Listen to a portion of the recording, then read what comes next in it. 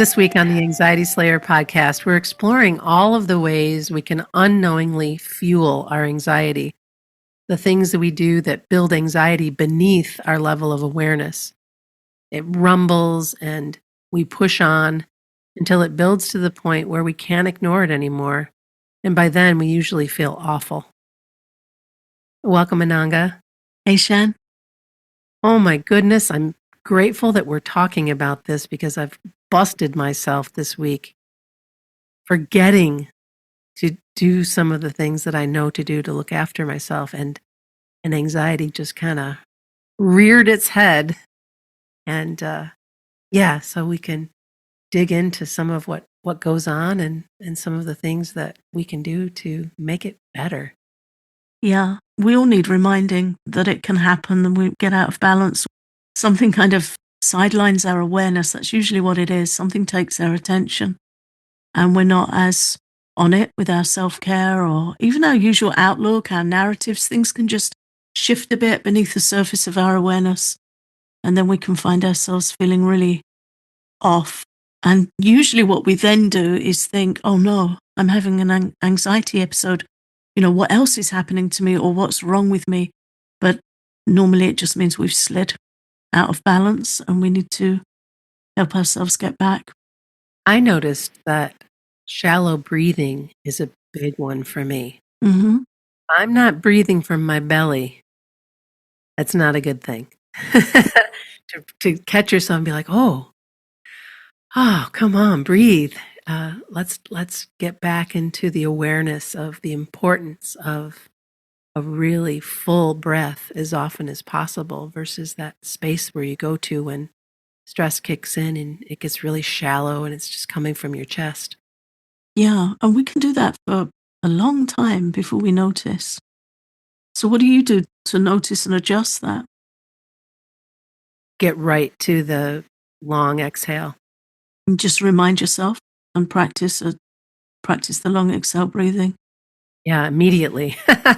and then, because it's easy for me to notice it in others, but sometimes I don't notice it in myself. That's the thing. Yeah. Yeah. And then if I look at something that's going on and be like, oh, okay, there's a bit going on here. There's things you need to be looking after. This shallow breathing is one of the first ways I know I need to do the long exhale, or even to do some alternate nostril breathing.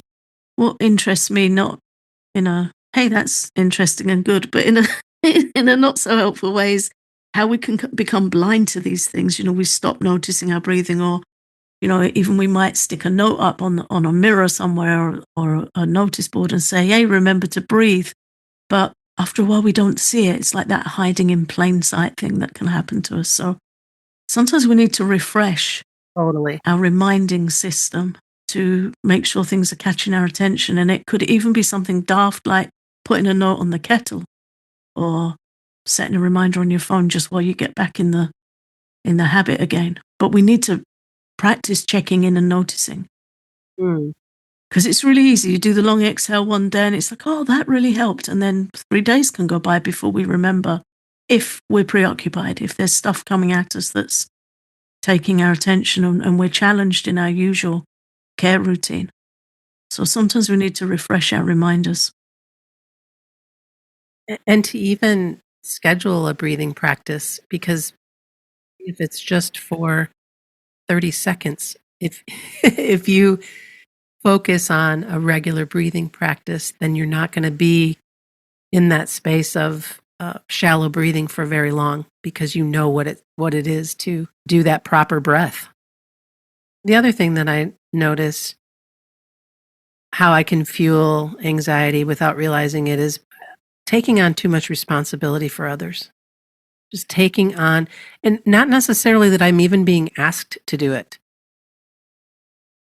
The way that we can just kind of insert ourselves in and with this generous heart, right? But giving too much away of ourselves and then realizing that it's too much sometimes and that we need to step back and look after ourselves.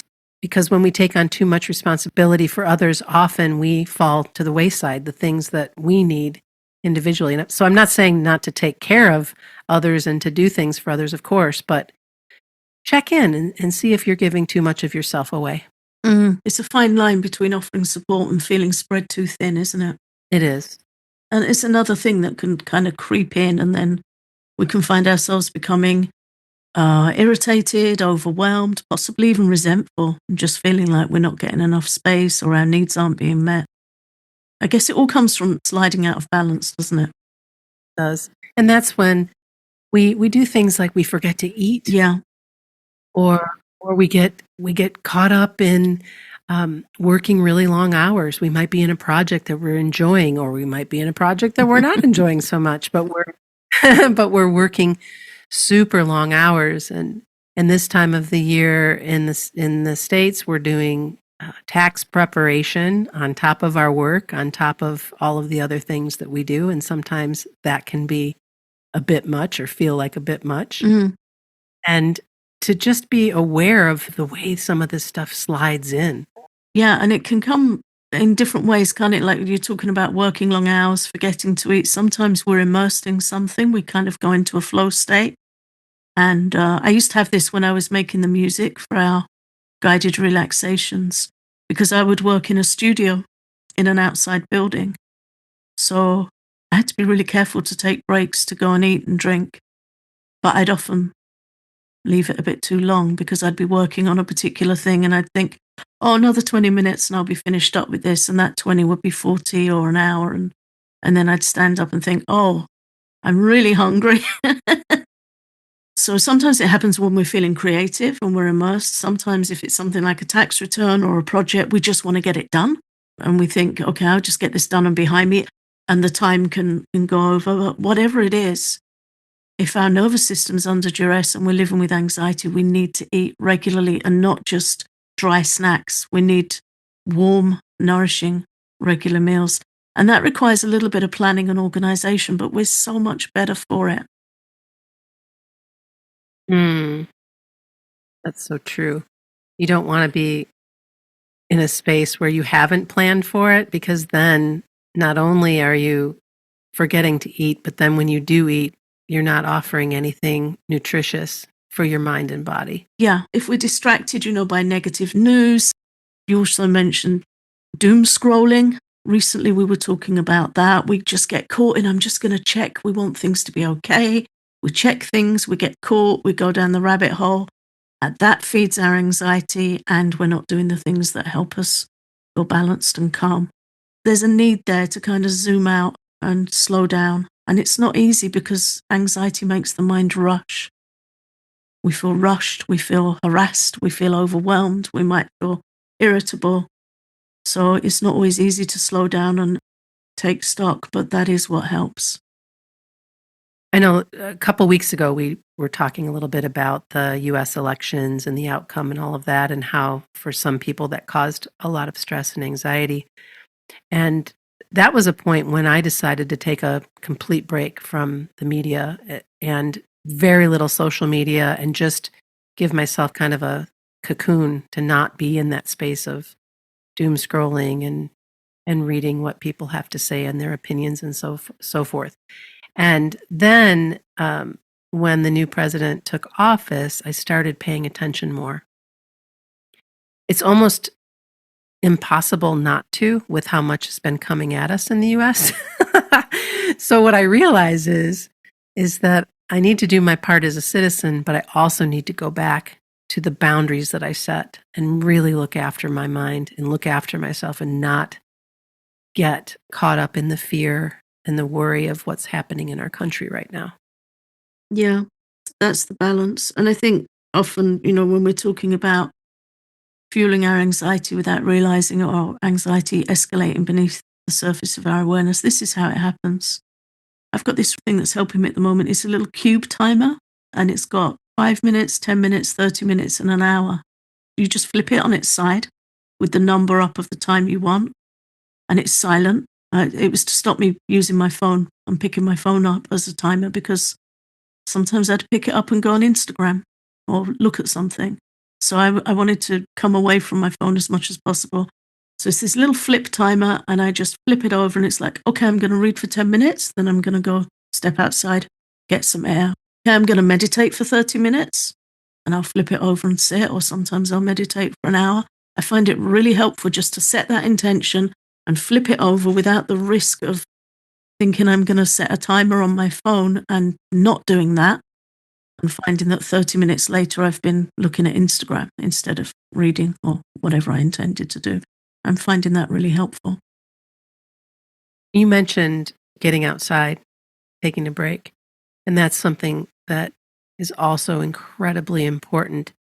If you are not getting outside in nature, if you're not looking around and getting fresh air, you are making an investment in anxiety, in feeling sideways, because you deserve that fresh air and you deserve a change of scenery and to get out of your space, whether it's your workspace, your home space, to move. Not just necessarily to exercise, but to move. Yeah. In any way you can, and to do so outdoors. Right now, it's really very cold in northern Michigan where I live, and has been. It's been quite a winter. But I still need to get out. I just bundle up and get outside and always feel better for having done that. I find as much as anything, what helps is just simply getting under a tree and looking up, because when we're feeling anxious or low, or when we're working or we're preoccupied, we tend to be leaning forwards and down. If we feel low, that's the way our physiology tends to go. That is the low mood posture. But we spend so much time like that, looking down, reading, scrolling, looking at our phones. It can really help. And if you can't get outside, then just go to the window, look up, bring your shoulders back, open your chest, and just switch that state. I'm doing that right now. Yeah, open your chest, open your heart, and Yeah. look up, look up. And then that changes our mental state as well. Really important. And again, if we need to set reminders to do it, then whatever works. Doesn't matter how we do it, how we remind ourselves, so long as we're helping ourselves do what we need to do. This show is sponsored by BetterHelp. What are some of your relationship green flags? We often hear about the red flags we should avoid in a relationship, but what if we focused more on looking for green flags in our friends and partners? These are the flags that include kindness, and patience, and healthy boundaries, and honesty. Therapy can help you identify green flags, actively practice them in your relationships, and embody this healthy energy. It's time to form relationships that love you back. There are so many benefits to therapy. It's helpful for learning positive coping skills, how to set boundaries, how to be a better version of yourself. And it's not just for those who've experienced major trauma. It's a great way to sort things out in your life with an objective witness. BetterHelp is fully online, making therapy affordable and convenient, serving over 5 million people worldwide. Discover your relationship green flags with BetterHelp. Visit betterhelp.com/slayer today to get 10% off your first month. That's BetterHelp, HELP.com/slayer. Before the break, we were talking about the importance of getting outside and looking up and opening up your chest. And oh my goodness, the way that we can be so hunched over on our devices, that heart opening in itself, one of the best things that you can do. And it feels so good too. We also talked about setting a timer to do the different things that you want to do, the gifts that you want to give yourself, whether that be meditation, breathing, reading, music. I really like that. It's helped me a great deal having that schedule. I don't have the little timer cube that you have, but I will hear a notification. Adding that self-care to my calendar has been something that I've been doing for over 20 years. It was something that I started practicing back in corporate days when I didn't have a lot of my own time and needed to carve it out for myself. So that habit has just kind of stayed with me. and I'm grateful for it. It's also important that we make time to create, to do something creative and something simple. Doesn't have to be anything complex. I love to color mandalas. That's something that I find really nice, and that's repetitive. And choosing the different markers or color, colorful pencils or whatever, and just making something beautiful. I know you've mentioned knitting or needlework can be really good to calm your mind. Yeah, I can't do it. Every so many years, I think I should take it up and I get really frustrated. But I was talking with somebody the other day and we were talking about simple, timeless crafts, things that people have always done. And it seems to be like a traditional way of relaxing, but also doing something gently productive. And we were talking about knitting, just that repetitive motion, that simple, repetitive motion of making stitches in wool. And then you have a scarf or a blanket. My aunt at the moment is knitting blankets for premature babies to donate to the hospital.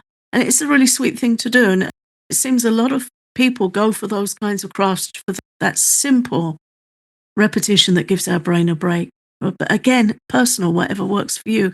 I also like coloring. Sometimes I like having an attempt at painting birds with watercolor paints. I love the fluidity of watercolor paints. It's the thing when you can just wet a piece of paper and drop color into it and watch it form different shapes and blooms. I find that so relaxing. I don't care what it looks like. Half of them end up in the bin, but occasionally one gets kept and I think, oh, that's not too bad. But it's not about whether they're good or not. It's about relaxing. And for me, I've mentioned this on a recent episode, it's about being with color in the winter when things can feel very grey and stark.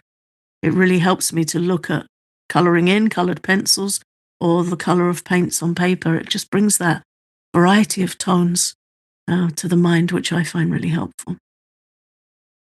And being creative and doing something like painting or writing or whatever it is that you choose, this is a wonderful way to get your attention away from screens, away from phone and news and social media. And oh my goodness, it's just become such an easy habit for us. Pick up the phone, check what's going on, scroll, pick up the phone, check what's going on, scroll. It's not even something that you're aware of until you're aware of it. Very much like this episode is like you're fueling your anxiety without even being aware of it when you have lost track of time on Instagram, TikTok, or whatever it might be. And of course, it's by design. Of course it is.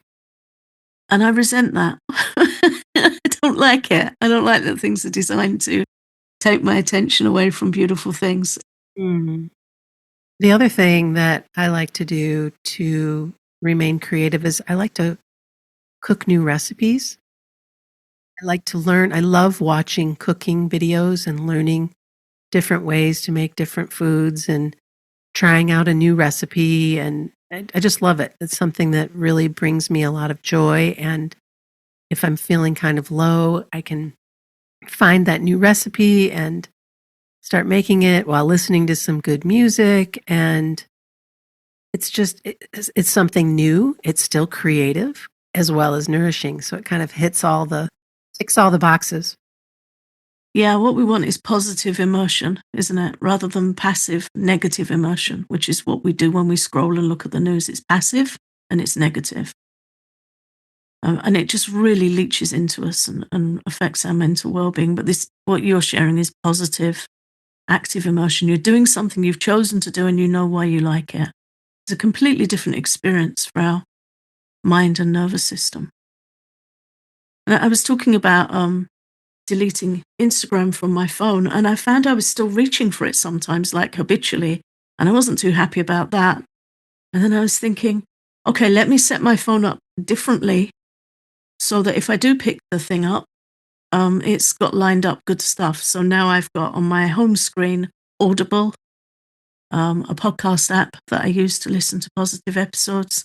and Substack, which I'm really enjoying. I've been on Substack for some time, but I'd kind of forgotten about it for a little while. But I'm really enjoying reading there. And there are so many great authors there that I love, like Susan Cain, who we spoke about her wonderful book, Quiet, a few years ago. And so I just pulled up a quote from her that's relevant to our episode. And this is from one of her posts on Substack. And the post is called, if anyone wants to read it, How to Live a Quiet Life in 2025. And her quote was, I'd like to suggest one profound shift you can make, not a resolution requiring vast amounts of willpower, but rather a gentle shift in where and how you pay attention. A quiet life is really about attention and how you direct it. It's about intellectual and emotional energy and where you expend it. That's really powerful. Yeah, and I really see it as a positive reclamation of our attention, because when our attention strays off, that's when we really find anxiety gets escalated. So I like it, of this pay attention. It makes me think of an investment. Where am I going to invest my attention? You know, what serves me well right now? Is it looking at the news or reading this positive book or doing some breathing or meditating? And for me, that was a shift I made, to come away from Instagram and put Substack there instead, where at least I can hang out with positive people, good authors. I can learn stuff. I can see beautiful writings on nature. I can do a little writing there myself. So I'm offering something creative, and I'm finding that a really good switch out. Well, I'm glad you brought up Susan Cain. She is just so amazing. And I plan to look her up on Substack as well. And along with Susan Cain, there's some other reading that we can recommend as well. One is called Dear Reader, The Comfort and Joy of Books by Kathy Retzenbrink.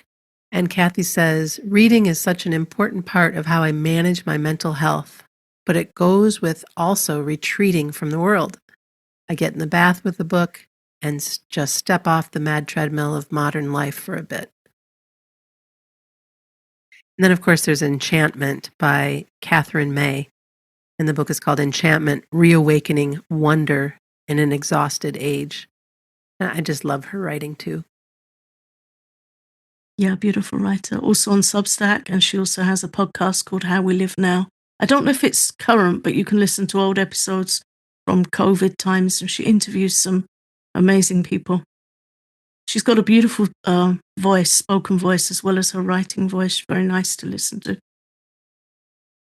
And then we have some listens to recommend as well. The On Being podcast with Krista Tippett. Wisdom to replenish and orient this tender, tumultuous time to be alive. Say that 10 times fast. She interviews poets and writers and positive thinkers. Definitely somebody to listen to if you want to lift your mood. Yeah, there's an interview on there with Mary Oliver from some years ago, because Mary's now passed on, but very beautiful interview with the poet Mary Oliver and John O'Donoghue and others. Really deep, reflective conversations. I recently listened to an interview on Tim Ferriss's podcast, and he was speaking with David White, who is one of my favorite poets. And these two gentlemen, what a conversation. It's just, wow, so uplifting, and I love his work so much. I'm really turning to poetry at the moment as well. I think we do when we feel under duress. Is somewhere we seem to be called to turn. And I find that a good conversation is a very helpful way to stop the unwanted conversations in my head. If I've got something on my mind and my mind really wants to keep presenting it, and then sometimes before I've noticed, it's kind of run off with it. A good conversation, it stops it doing that, because it just pulls my mind in another direction. So I find that a really easy way to have an audio book or an interview, preferably with somebody kind and inspiring and creative. Yeah, it makes a big difference for sure. Well, thank you, Ananga. I'm glad we came together today to talk about the subject and to invite all of our listeners to look after yourselves. Look after yourselves the best way you can. Use some of these suggestions. Remember to eat. Remember to get outside. Remember to love yourself up. And one day at a time, right? Mm-hmm. Thanks for listening. Join our Patreon with over 200 guided relaxations, tapping sessions, and classes to help you slay your anxiety at patreon.com/anxietyslayer.